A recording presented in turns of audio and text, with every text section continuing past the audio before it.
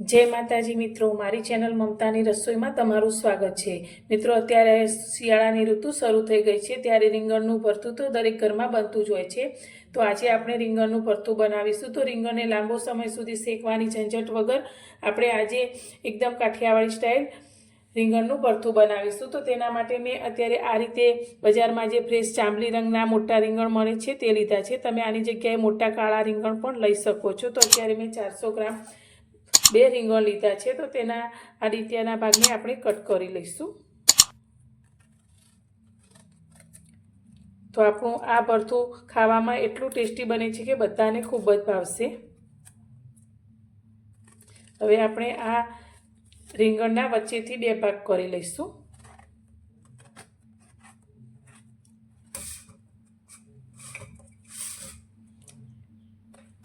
તો આ રીતે આપણે કટ કરીશું તો વચ્ચે કોઈ રીંગણ ખરાબ હશે તો પણ આપણને ખબર પડશે। તો આ રીતે મેં 4 ભાગમાં રીંગણને કટ કરી લીધા છે। તો હવે આપણે એક કુકર લઈ લઈશું। તો અત્યારે મેં આ રીતનું એક મોટું કુકર લીધું છે અને તેની અંદર આપણે આ ટુકડાને મૂકી દઈશું। હવે આને બાફવા માટે મેં અત્યારે નાની અડધી વાટકી જેટલું પાણી લીધું છે તે અંદર એડ કરીશું।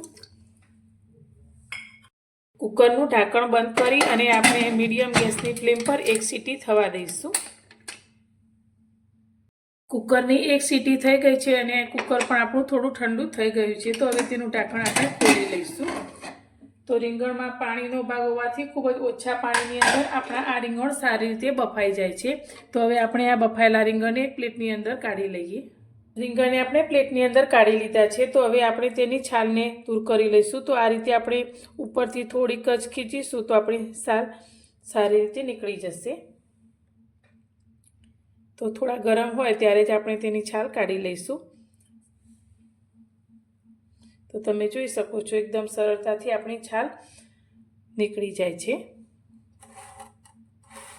રીંગણને મેશ કરવા માટે આ રીતે મેં કાંટાવાળી ચમચી લીધી છે। તો હવે આપણે તેનાથી પ્રેસ કરી અને આ રીંગણને આ રીતે દબાવશું।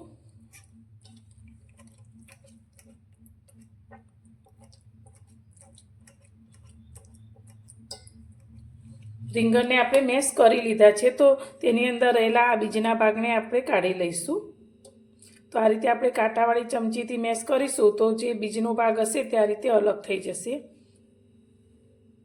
શાકનો વઘાર કરવા માટે આપણે ગેસ પર એક કઢાઈ મૂકીશું અને કઢાઈની અંદર આપણે 4 મોટી ચમચી જેટલું તેલ લઈશું। તો આ શાકની અંદર તેલનું પ્રમાણ થોડું વધારે હોય છે, પણ તમે તમારા ટેસ્ટ પ્રમાણે થોડું વધારે કે ઓછું પણ લઈ શકો છો। હવે તેલને આપણે સારી રીતે ગરમ થવા દઈશું। તેલની અંદર આપણે અડધી નાની ચમચી રાઈ એડ કરીશું। સાથે આપણે અડધી ચમચી જીરું લઈશું। ચપટી આપણે હિંગ એડ કરીશું। મીઠા લીમડાના પાન લઈશું। હવે અત્યારે મેં મોટી 2 લીલી ડુંગળીને સમારીને લીધી છે, જેમાં જે સફેદ ભાગ લીધો છે તેને આપણે તેલની અંદર લઈ લઈશું। તમે લીલી ડુંગળીની જગ્યાએ સૂકી ડુંગળીનો ઉપયોગ પણ કરી શકો છો, પણ અત્યારે શિયાળાની ઋતુમાં લીલી ડુંગળી ખૂબ જ સારી મળતી હોય છે। તો અત્યારે આપણે ભરથાની અંદર લીલી ડુંગળીનો ઉપયોગ કર્યો છે। તો અત્યારે આપણે સફેદ ભાગ લઈશું, લીલા ભાગને આપણે પાછળથી એડ કરીશું।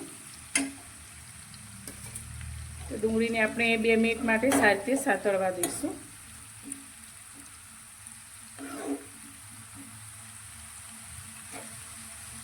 ડુંગળી આપણી થોડી સંતળાઈ ગઈ છે। તો અત્યારે મેં 2 લીલા મરચાં અને એક ટુકડો આદુને આ રીતે છીણીને લીધું છે, તે અંદર આપણે એડ કરીશું અને તેને પણ સારી રીતે સાતળીશું। તો આપણા આ મરચાં સંતળાય છે ત્યાં સુધી આપણે એક મસાલા પેસ્ટ તૈયાર કરીશું। આપણા આ ડુંગળી અને લસણ મરચાં સંતળાય છે ત્યાં સુધી વરથારે કાઠિયાવાડી સ્વાદ આપવા માટે કાઠિયાવાડી લસણની ચટણી તૈયાર કરીશું। તો તેના માટે મેં સૂકું લસણ 5 થી 6 કળી લીધું છે, તે એક ખાંડની અંદર લઈ લઈશું અને તેની અંદર આપણે 1 ચમચી લાલ મરચું પાવડર એડ કરીશું। ચપટી આપણે મીઠું લઈશું અને આને ખાંડી અને આપણે ચટણી તૈયાર કરીશું। આપણી કાઠિયાવાડી સ્ટાઇલ લસણની ચટણી બનીને તૈયાર છે। તો હવે આ ચટણીને આપણે એક વાટકીની અંદર લઈ લઈશું।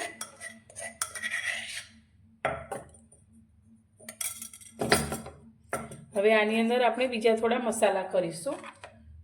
તો અત્યારે શાકનો કલર સારો આવે તેના માટે કશ્મીરી લાલ મરચું પાવડર લીધું છે, તે આપણે 1 ચમચી જેટલું લઈશું। અડધી ચમચીથી ઓછી એવી આપણે થોડી હળદર એડ કરીશું। 1 ચમચી આપણે ધાણા જીરું લઈશું।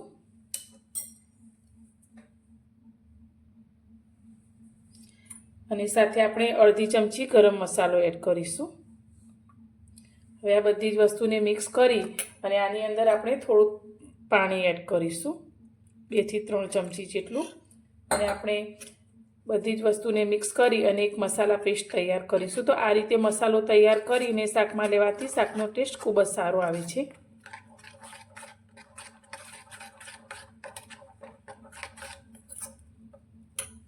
આપણા આદુ મરચાં અને ડુંગળી સારી રીતે સંતળાઈ ગયા છે। તો હવે આપણે જે મસાલા પેસ્ટ તૈયાર કરીને રાખી છે તે આપણે લઈ લઈશું।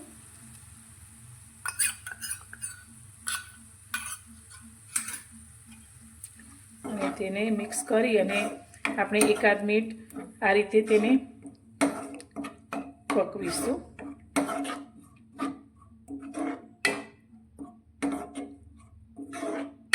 તો આ રીતે તેલમાં મસાલાની પેસ્ટ સાતળવાથી આપણા ભરથાનો સ્વાદ એકદમ સરસ વધી જશે।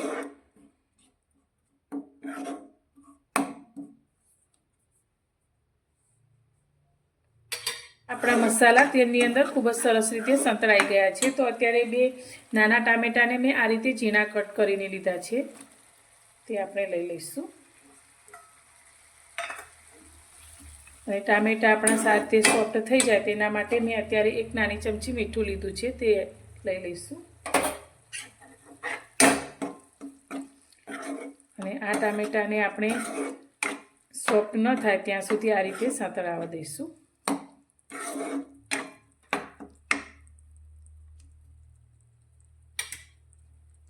લગભગ 3-1 મિનિટ જેટલો સમય થયો છે ને આપણા ટામેટા પણ એકદમ સરસ રીતે ગળી અને આ રીતે સોફ્ટ થઈ ગયા છે। તો હવે આપણે જે લીલી ડુંગળીના પાન રાખ્યા છે તે અંદર લઈ લઈશું। અને સાથે મેં થોડું લીલું લસણ લીધું છે, તે પણ અંદર એડ કરીશું અને સારી રીતે મિક્સ કરી લઈશું। તો લીલા પાનને ચડતા વધારે સમય નથી લાગતો, તો આપણે તેને પાછળથી જ એડ કરવાના છે।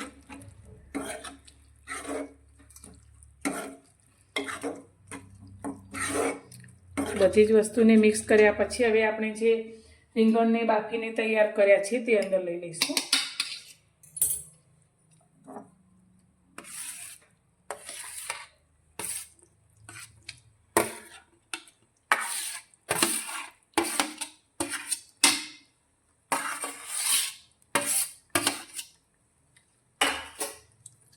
તેને આપણે મિક્સ કરી લઈશું।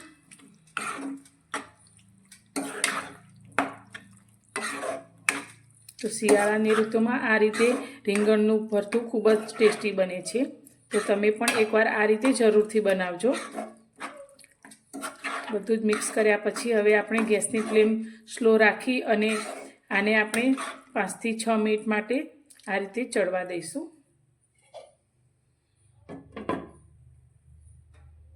6 થી 7 મિનિટ જેટલો સમય થઈ ગયો છે। તો હવે આપણે શાકને જોઈ લઈએ। તો આપણું શાક બનીને તૈયાર છે। તો ઉપરથી આપણે થોડીક લીલી કોથમીરના પાન લઈ લઈશું અને આપણે આ શાકને સર્વ કરશું। તો મિત્રો તૈયાર છે આપણું કાઠિયાવાડી સ્ટાઇલ રીંગણનું ભરતું। તો ખાવામાં એકદમ સ્વાદિષ્ટ, મોઢામાં પણ પાણી આવી જાય તેવું આપણું રીંગણનું ભરતું અને સાથે બાજરીનો રોટલો, છાશ, મરચાં અને ગોળ। તો આ રીતે શિયાળામાં આ વાનગી ખાવાની ખૂબ જ મજા પડી જાય છે। તો તમને મારી આ રેસીપી કેવી લાગી? જો પસંદ આવી હોય તો વિડીયોને લાઇક જરૂરથી કરજો અને વધુમાં વધુ શેર કરી ચેનલ પર નવા હો તો સબસ્ક્રાઈબ જરૂરથી કરજો। તો ફરી મળીશું એક નવી જ રેસીપી સાથે નવા વિડીયોમાં।